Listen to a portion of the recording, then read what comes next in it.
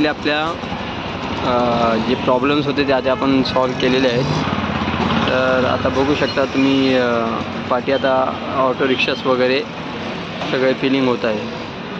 तर आता मोस्टली तर त्याच्यामध्ये फिलिंगचा प्रॉब्लेम येत होता की प्रेशर जात होतं आणि कधी कधी प्रेशर अनस्टॉप होऊन डायरेक्ट तिकडनं सुरुवात होत होतं. आपण आता बघू शकता सगळ्या मेकॅनिझममध्ये जे प्रॉब्लेम्स होते ते आपण रिसॉल्व केलेले आहेत आणि त्याच्यानंतर आता हे 4 व्हीलर्स ऑटो रिक्षा वगैरे आता भरत आहे. सो मित्रांनो, ही व्हिडिओ तुम्हाला आवडली असेल तर नक्की लाईक करा, शेअर करा. काही चुकलं असेल तर कमेंट्समध्ये सांगा. त्यामध्ये आपण अजून काही फेरबदल करू, अजून प्रयत्न करू. व्हिडिओजमध्ये अजून काहीतरी बदल करण्याचा मी प्रयत्न करेन. सो शेअर पण करा आणि